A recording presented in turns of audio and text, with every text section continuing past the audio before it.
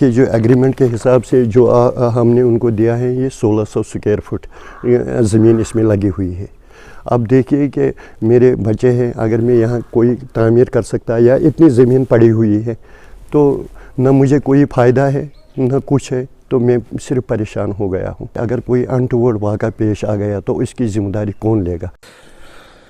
بڈگام شوپیان کے محمد یعقوب گتو کے گھر کے صحن میں جی ٹی ایل نامی کمپنی نے ایئرسیل ٹیلی کمیونیکیشن ٹاور 2005 میں انسٹال کیا تھا۔ 2016 تک یہ ٹاور فنکشنل تھا اور محمد یعقوب گتو کو زمین لیز پر دینے کا معاوضہ مل رہا تھا، اور اس کے بعد ایئرسیل کمپنی کا پورے ملک میں بند ہونا ایسے 80 سے 90 لینڈ اونرز کے لیے پریشانی کا سبب بنا جو اپنی زمین ان ٹاورز کے لیے لیز پر دے چکے تھے۔ 2016 میں سے ان لینڈ اونرز کو ان ٹاورز کے لیے زمین لیز پر دینے کا کوئی معاوضہ نہیں مل رہا ہے۔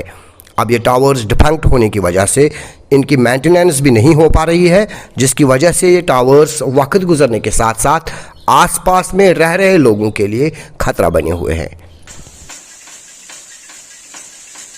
یہ 2005 کی بات ہے، جب ان کو کوئی زمین نہیں دیتا تھا لیز پہ شوپیان میں۔ یہ شوپیان میں واحد پہلا ٹاور ہے جو 2005 میں قائم کیا گیا۔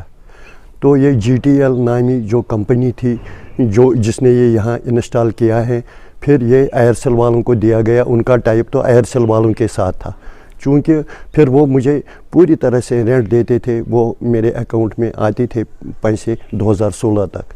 تو 2016 کے بعد کیا ہوا؟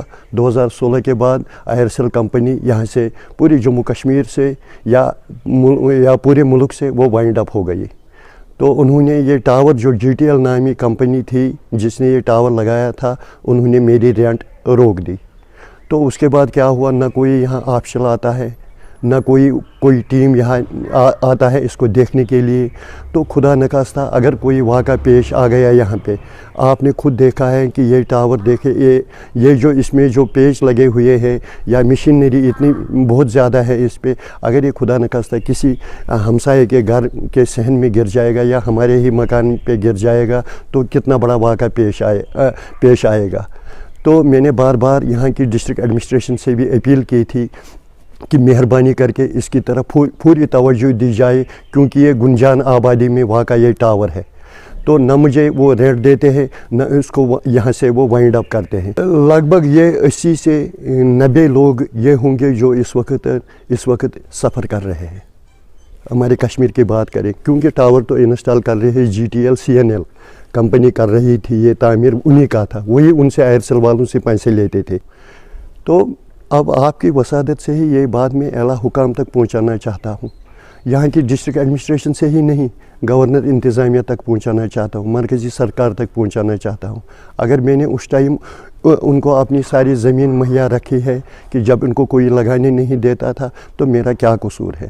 اب جو ایگریمنٹ ہے، قانون کی بات اگر ہم کریں گے، جو اب ایگریمنٹ ہے ان کے ساتھ وہ بھی ختم ہو گیا ہے۔ اب یہ غیر قانونی طریقے سے یہاں مجھے قبضہ کیے ہوئے ہے۔